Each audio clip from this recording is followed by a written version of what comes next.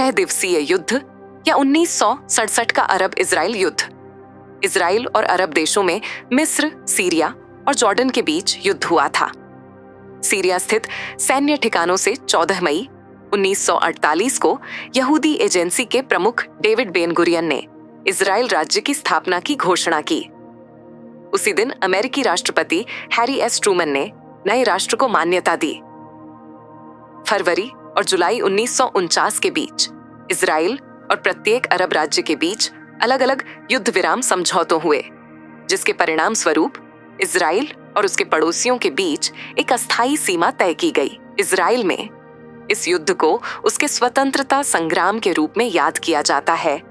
Israel central bureau of statistics के अनुसार Israel की आबादी 92 लाख के करीब है। यहाँ पड़ोसी देशों के साथ तनाव की स्थिति को देखते हुए इजराइल में महिलाओं को 2 साल और पुरुषों को 3 साल मिलिट्री ट्रेनिंग से जुड़ना अनिवार्य किया गया है।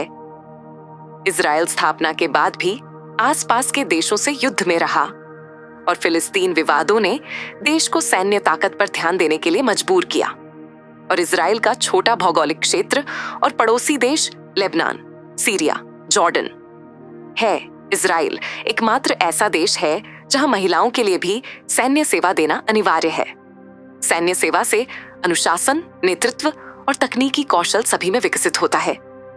अनिवार्य सैन्य सेवा विभिन्न समुदाय को एकजुट रखता है। ये राष्ट्रीय पहचान को मजबूत करता है और समाज में एकता का भाव पैदा करता है। सैन्य सेवा देने के बाद नागरिकों को रिजर्व फोर्स में शामिल होना पड़ता है। हर 3 साल में 45 दिन की ड्यूटी आपातकाल में देश की मदद करती है। अनिवार्य सैन्य सेवा इजराइल देश के लिए हर एक नागरिक को देश की रक्षा के लिए तैयार रखती है।